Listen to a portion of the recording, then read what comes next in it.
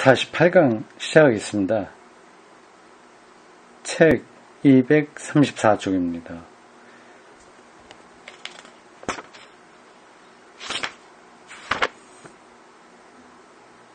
지금 우리는 부자 스콜라주의를 공부하고 있습니다. 몇 가지 단락으로 나누어져서 설명이 되고 있습니다. 그 중에 스콜라주의 내부에 있는 상반된 여러 경향에 들어갔어요. 스콜라주의, 이거는 중세기 때 교부들의 신학을 변증해 보려고 하는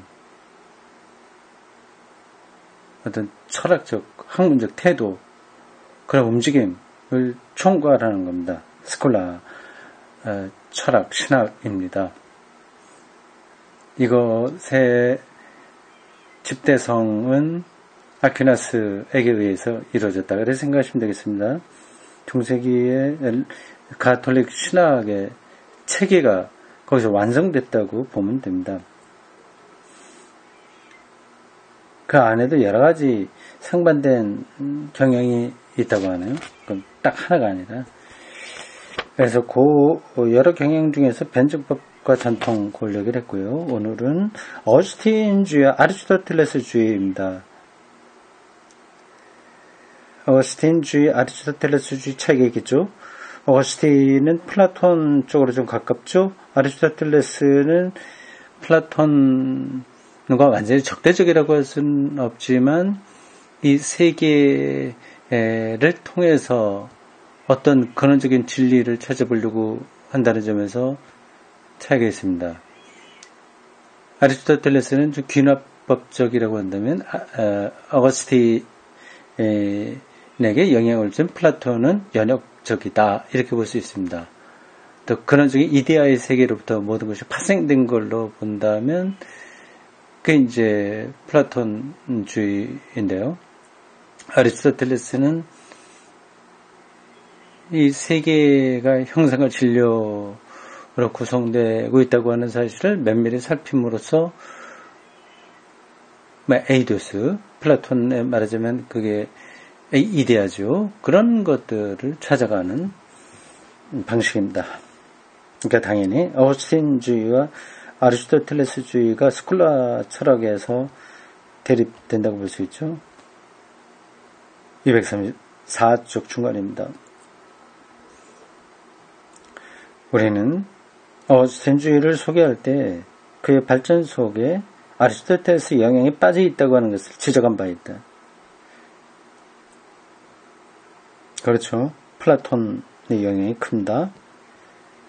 이것이 중세의 융성기에 어거스틴주의와 새롭게 대두된 아리스토텔레스주의 사이에 항쟁, 갈등을 불러일으켰다. 그렇죠. 중세 융성기, 이게 스콜라주의인데, 일단 아리스토텔레스 철학에 큰 영향을 끼쳤습니다. 그런데 스콜라 철학이 어거스틴 신학을 또 많이 받아들이니까 이 사이에 갈등이 있었다고 하는 거죠. 이 갈등에서 어거스틴주의의 진영을 대표했던 것이 프란치스코였고, 아리스토텔레스 진영을 대표하는 것이 도미니코회였다. 수도회입니다. 프란치스코, 도미닉회, 프란치스코회입니다. 프란치스코회의 지도자 한 사람은 이 수도회의 우두머리 추기경이기도 했던 보나벤투라였다. 한편 여기에 대립했던 진영은 도메니코회의 위대한 신학자 토마스 아퀴나스였다. 아, 그렇군요. 아퀴나스가 대표자. 여기 사실은 나중에 완전히 스콜라 신학의 대표자가 되죠. 아퀴나스가 보나벤투라를 넘어선다고 볼 수 있습니다. 종교 철학의 가장 중요한 문제의 하나가 새롭게 거론된 것은 어거스틴이 아리스토텔레스를 만났을 때, 또는 어거스틴은 그 사상에 있어서 플라톤주의자였기 때문에 바로 앞에서 말씀드린 겁니다. 우리는 이렇게 말할 수도 있지만 플라톤과 아리스토텔레스가 다시 만나 그들의 영원한 대화를 계속하게 되었을 때다.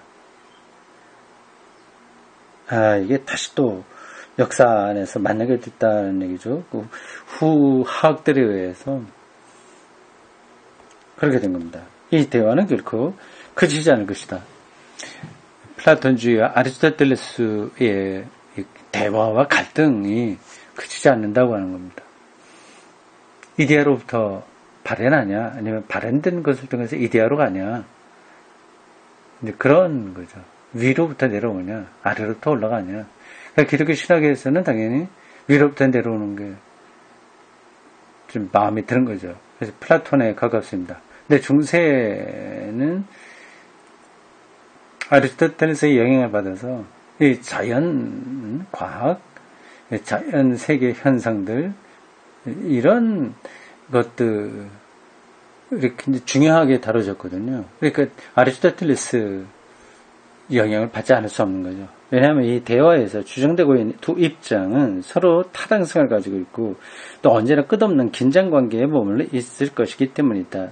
다시 말해서 좀 더 신비주의적 입장은 플라톤, 어거스티누스, 보나벤투라, 그리고 프란체스코이가 대표하고 좀 더 합리주의적인 입장은 아리스토텔레스, 토마스 아퀴나스, 그리고 도미니크회가 대표하고 있다. 오늘날 우리를 괴롭히고 있는 종교 철학의 모든 문제는 13세기가 정점에 이르니 항쟁 가운데 논의되었던 것이다. 13세기예요. 이 항쟁은 종교와 신학의 터전에 관한 것으로서 아마도 중세에서 서로 대립된 두 경향의 논쟁 가운데서 가장 중요한 논쟁이 될 것이다. 네, 두 논쟁이 13세기에 정점에 이르렀고 그것이 앞으로도 계속된다고 하는 겁니다. 하나는 이데아로부터 이 세계가 발현됐다고 하는 플라톤주의이고 다른 하나는 이 세계의 질서 현상을 깊이 있게 고찰함으로써 또 근원을 이해할 수 있다는 아리스토텔레스의 입장입니다.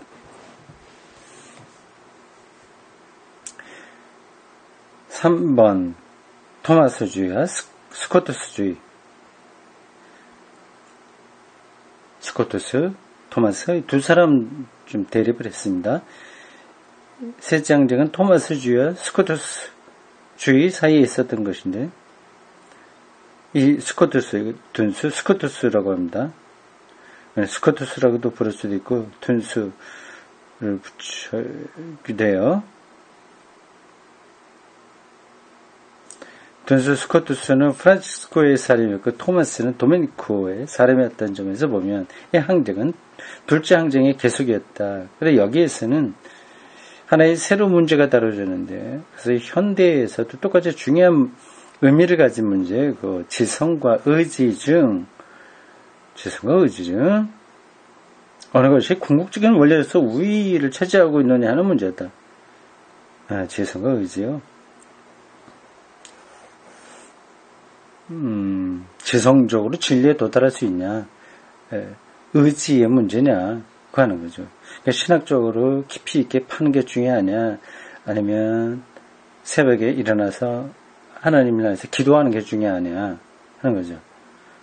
기도하려면 의지가 필요하잖아요. 도미니코에나 토마스에 따르면, 토마스 할 때 토마스 아퀴나스를 가리킵니다. 이게 도미니코의 수도사였죠? 토마스 아퀴나스가요. 프란치스코하고는 다릅니다. 이 토마스에 따르면 우위를 차지하고 있는 것은 지성이다. 지성.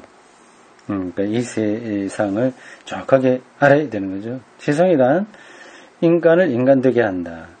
이와는 달리 어거스틴 전통에서는 그래서 마침내 스코투스에 이르렀지만 의지가 인간을 인간되게 하는, 신을 신되게 하는 원리라고 생각했다.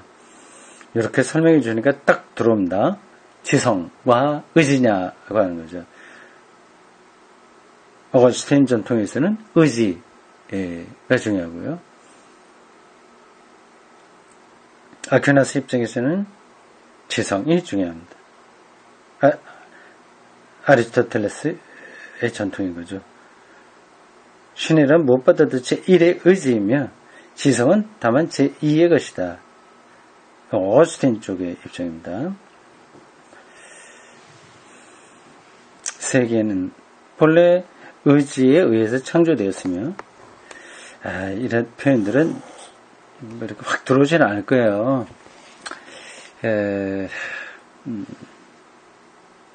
어쨌든 그 두 개를 나눠서 접근하고 있다 그렇게 생각하시면 되겠습니다. 그 때문에 그것은 비합리적이며 그래서 세계는 다만 경험적으로만 탐구된다. 세계가 이성의 질서를 보인 것은 겨우 제2단계에 접어들면서부터인데 그러나 이 질서는 궁극적인 것이 아니며 연역적 방법에 의해서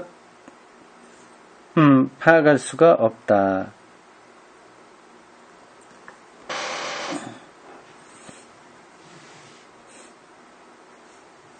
연역적으로 파악될 수 없다? 이거는 저기 개념이 좀 다른데요. 왜 이렇게 얘기했을까요?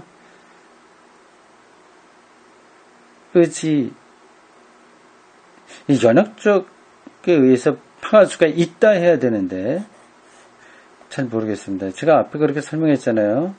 플라톤,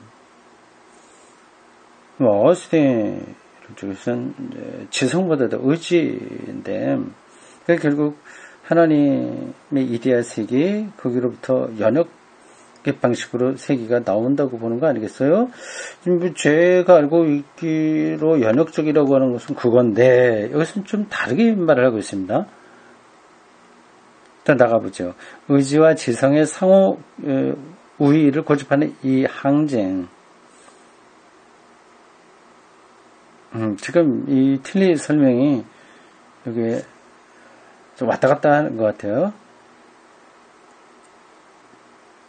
네, 보겠습니다. 의지와 지성의 상호 우위를 고집하는 이 항쟁 역시 전 정신사에 걸쳐 나타난 것으로서 오늘날에도 예컨대 앙리 베르그송에 대한 블랑샤드의 논쟁 가운데 나타나 있다. 사람들 거는 잘 모르겠습니다.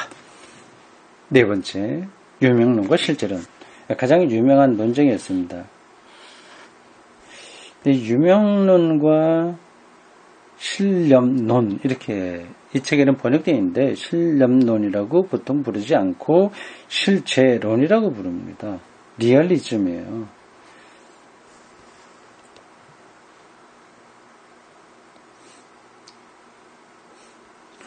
한자로 말해놨네요. 유명론, 이름만 있을 뿐이다. 실제, 신념론, 진짜 있는 거다. 보편적 개념이 진짜로 있는 거다. 아니면 이름만 있다. 그런 겁니다. 유명론과 실제론이 그거예요. 이 이데아라고 하는 게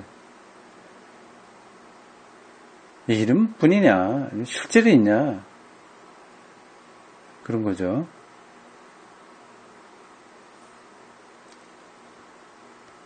상반되는 두 경향의 내적 갈등은 유명론과 실제론 사이의 것이다. 노미널리즘과 리얼리즘 사이의 것이다. 중세에서 실제론이 무엇을 의미하는가를 이해하기 위해서 우리는 이 개념 대신에 이데얼리즘이라는 개념으로 바꿔놓고 이것을 윤리적 개념이나 인식론적 개념으로서가 아니라 관념 또는 본질이 존재의 힘, 리얼리티를 갖고 있다는 이론으로서 이해하는 것이 가장 좋을 것이다. 중세의 실제로는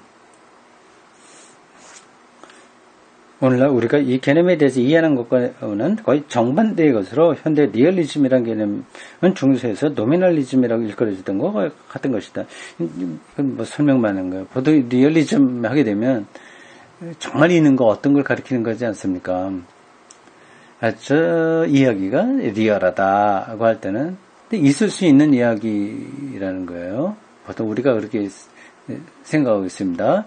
그런데 중세기 때 이 논쟁에서의 이 실제론이라는 것은 그걸 가리키는 게 아니죠. 오히려 관념적인 것, 그걸 가리키는 거예요. 하여튼 이 책을 좀 따라가 보도록 하겠습니다. 이게 여기서 틸리가 말한 것은 노미널리즘이 중세기 때 말하는 노미널리즘이 지금 우리가 생각하고 있는 실제론이다. 노미널리즘은 그냥 이름만 있다는 뜻이고 아주 구체적인 것이 있는 거다. 이게 리얼리즘은 관념적인 거예요. 그게 정말 있다는 쪽이고 노미널리즘은 그런 건 없다. 실제로 있는 게 있는 거다. 그거죠.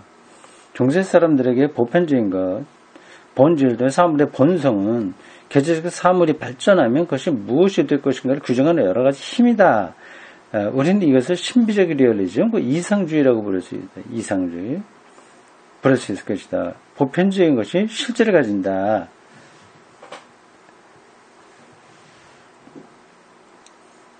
이것이 중세 실제론이다. 물론 이것은 보편적인 것이 시간과 공간 안에 존재하는 사물이라고 하는 의미에서가 아니다. 따라서 실제로를 부정하기 위해서 우리는 인간 일반이라는 것을 본 적이 없다. 우리가 본 것은 언제나 낱낱의 사람뿐이다 라고 말해도 그것이 실제론을 부정하는 것은 되지 못한다. 이것은 중세 사람들도 알고 있었다. 그리고 또한 그들은 모든 인간을 어떤 몇 가지 공통된 특징을 가지고 있으며 또한 모든 인간 속에는 낱낱의 인간을 모두 잠재적으로 인간이 되게 하는 힘, 곧 인간 일반이라는 것이 작용하고 있다는 사실도 또한 알고 있었다. 유명론과 실제론의 논쟁을 지금 우리가 계속 따라가고 있습니다. 이게 오늘 우리들이 쓰는 용어하고 좀 다르기 때문에 꼼꼼하게 그 당시로 들어가서 보지 않으면 오해될 수 있습니다. 유명론은 실제론에 반대해서 낱낱의 사물 또는 낱낱의 개인만이 실제하며 보편적인 것은 여러 모양의 사물이 집단에 붙여진 공동의 명칭에 지나지 않는다. 그죠? 이게 인간이라고 하는 이 보편적인 것은 없다고 하는 거죠. 이게 이름뿐이다. 이 두 견해 사이의 싸움은 오늘날에도 실제하는데 나는 존재의 힘으로서 파악하는 비교적 실제론적인 나의 사고에 바탕에서 유명론에 대항하지 않는 날이 하루도 없을 정도다. 그렇군요. 틸리히는 리얼리즘에 근거를 두고서 생각하는 사람이군요. 그래서 유명론에 대항한다고 해요. 유명론은 존재의 힘 이런 거 없다고 하는 거죠. 근데 틸리는 존재의 힘 이게 정말 리얼하다 그렇게 보고 있으니 좀 다른 거죠. 오늘의 세계에는 노미널리즘이 상당히 대세를 이루고 있다고 볼 수 있습니다. 자연과학이 발달할수록 점점 더 그렇죠. 이 기독교 신학은 이 중세기 이 논쟁으로 본다면 리얼리즘에 가까운 겁니다. 하나님이라고 하는 게 이 노미널리즘에서는 이 없는 거죠. 이름만 하나님이 있는 것 뿐이죠. 그러니 기독교가 거기에 쉽게 용인하기가 쉽지 않습니다. 존재의 힘으로 파악한다는 것은 유명론의 성령을 거역하는 죄이며 그 때문에 논리 실증주의의 악령이나 그런 종류의 많은 영에 아주 반대하는 죄이기도 하다. 논리 실증주의 앞뒤가 탁 떨어지는 과학적인 그 논리에 의해서만 타당성을 제공하려고 하는 입장입니다. 네. 하나 더하기 하나는 둘이다. 이건 논리 실증주의예요. 그러나 하나 더하기 하나는 셋도 될 수 있고 넷도 될 수 있고 아니 하나가 될 수도 있다. 그런 거는 이제 그거하고 다른 입장이죠. 보편적인 것들을 인정하는 거죠. 물론 나 역시 극단적인 실제로는 잘못이라고 생각한다. 극단적인 실제로는 하나님 우주 공간에 어디 정말 있는 것처럼 생각하는 그런 것들이 극단적인 실제론이에요. 그러나 그것은 아리스토텔레스가 플라톤에게서 찾아내서 싸웠던 실제론으로서 여기서는 보편적인 것이 이 세계와 다른 좀 더 높은 세계에 존재하는 특별한 사물로서 생각됐다. 그 당시에는 그랬어요. 그러나 나는 모든 위험에도 불구하고 끝없이 자신을 현실화하는 구조가 있다는 것. 다시 말해 그 구조 안에는 존재의 힘이 비존재에게 저항하고 있다고 하는 것을 알고 있다. 이것이 내가 말하는 리얼리즘이다. 저도 여기에 동의합니다. 저도 그런 입장입니다. 그 때문에 비록 유명론적 태도, 다시 말해서 현실적인 것에 대한 외경의 태도가 우리에게 현실적인 것은 무엇인가 하는 연역 가능한 것으로 해석하는 것을 금하고 우리에게 현실적인 것은 뭔가 연역 가능한 것으로 해석하는 것을 금하고 따라서 우리는 태도를 간직하지 않으면 안 된다고는 하지만 그렇다고 우리는 순수한 유명론자가 되어야 한다는 것은 아니라고 나는 생각한다. 뭐 극단적으로 이거 가는 건 아니지만 그러나 우리가 유명론자 되어야만 진리를 획득하는 건 아니다. 그거죠.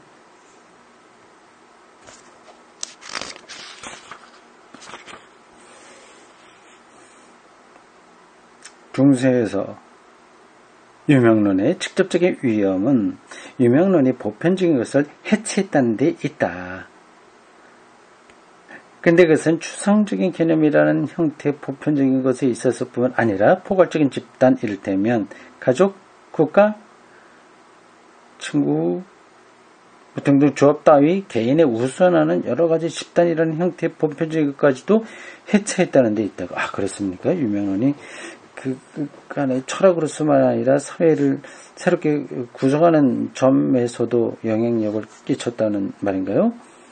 한편 중세의 실제론이 지니고 있었던 위험은 실제론이 개인에게 그의 가능성을 발전시키지 못하게 했다는 데 있다. 그럴까요? 그 실제론 때문에 가능성 발전시키지 못하나요? 뭐 그럴 수도 있겠죠. 그래서 유명론은 하나의 필연적인 반동이었으며 만일 그것이 없었다면 인격성에 대한 존경, 이것은 민주주의에 참된 터전인데 이것은 발전할 수 없었다고 말해도 좋을 만큼 그것은 필요한 것이다. 이게 극단적인 실제론에 떨어지게 되면 이제 하나님 뜻이니까 거기다 맡기고 그냥 살면 된다. 그래서 개인의 가능성 이런 것들이 묻힐 수 있는 거죠. 그걸 말하는 것 같습니다. 개인의 하나하나의 이 존엄성 이런 것들이 묻힐 수 있는 거죠. 근데 국가라고 하는 단위 속에서 한 개개인의 가치가 함몰돼 버릴 수 있는 거죠. 실제론이 너무 사회 구성까지 깊이 관여하게 되면 그렇게 될 수 있는 거죠. 왕이 존재하는 것이 바로 이 국가가 있는 거고 그게 이제 국민이다 생각하면 개개인들은 그 중요성이 떨어지게 되는 게 당연하지 않겠습니까?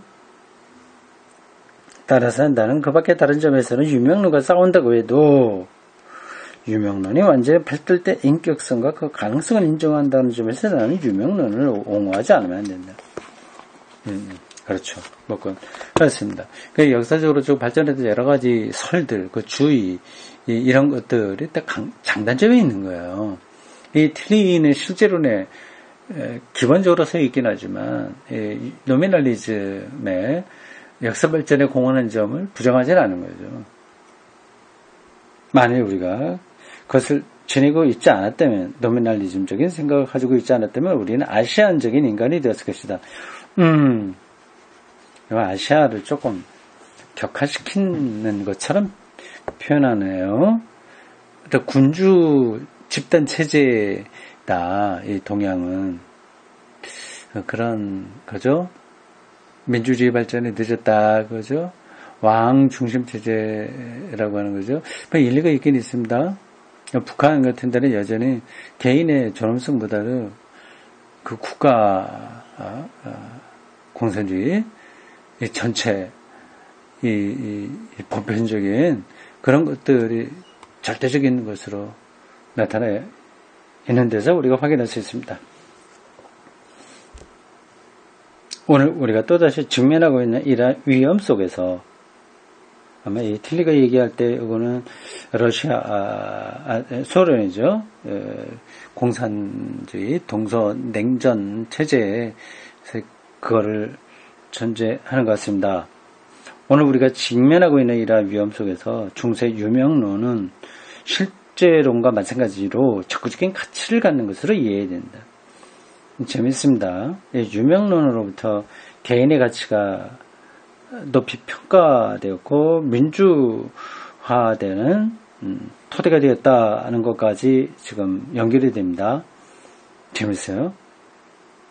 실제로는 개인을 초월하는 존재의 힘을 강조하는 데 위해서 유명론은 개인의 가치를 보존한다. 그렇죠. 이렇게 실제로는 플라톤적인 거예요. 이데아로부터 세계 발현하는 것으로, 그래서 이데아가 중요한 거죠. 이 유명론은 아리스토텔레스적인 입장입니다. 이 세계를 통해서 에이도스 그 세계를 찾아가려고 하는 거니까요. 아리스토텔레스는 이 세계가 중요하고 플라톤에게서는 이 세계를 초월하는 이데아가 중요한 겁니다. 아리스토텔레스에게는 세계 내재성이 중요하고 플라톤에게는 세계 초월성이 중요한 거죠. 중세 초기에 극단적 실제론이 거부됨으로써 서구는 아시아화되는 것을 막았고 집단주의에 빠지는 것을 면했다.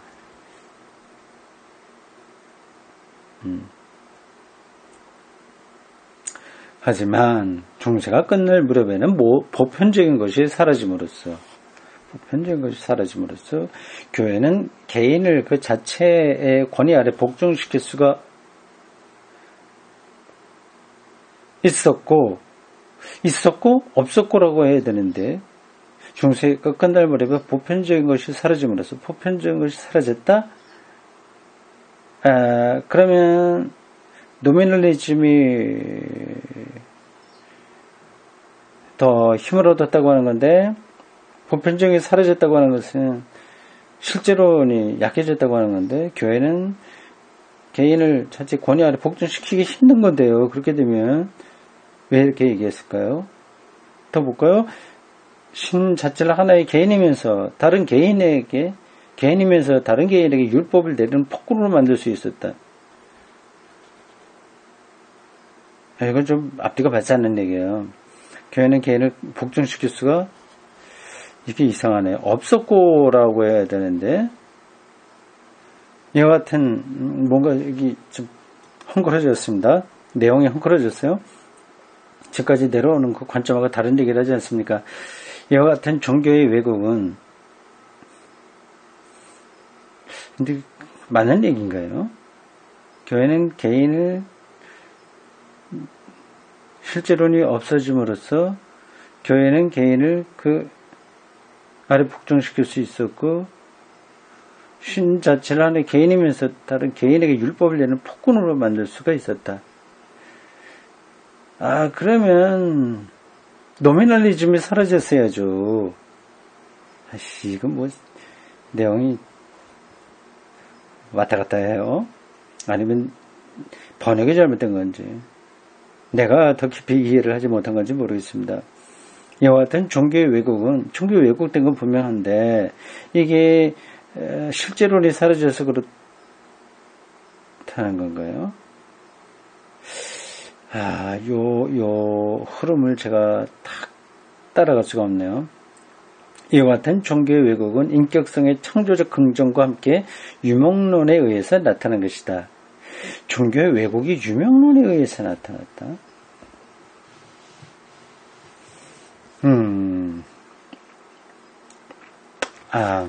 유명론과 실제론 사이의 대립은 논리적 개념에 의해서 논의되어야 한다고 하지만 그것은 근본에 있어 논리적인 문제는 아니다. 논리로서 서로 극복될 수 있는 건 아니라고 하는 거죠. 그것은 실제 전체에 대한 두 가지 다른 태도 사이의 싸움이다. 이건 맞죠. 리얼리티, 토탈 리얼리티, 전체의 실제를 우리가 어떻게 대하냐라고 하는 그런 싸움인 거죠. 유명론적인 접근이 있고 실제론적인 접근이 있는 겁니다. 이건 하나님에 대해서 그런 거죠. 한쪽은 이 세상을 새롭게 하고 이 세상을 정의와 평화로 만드는 것이 하나님의 뜻이다 얘기할 수 있고요. 다른 한쪽에서는 그것을 초월해서 하나님이 일으키시는 평화와 생명의 세계가 있다. 그러한 입장일 수 있는 거죠. 여기까지 하겠습니다.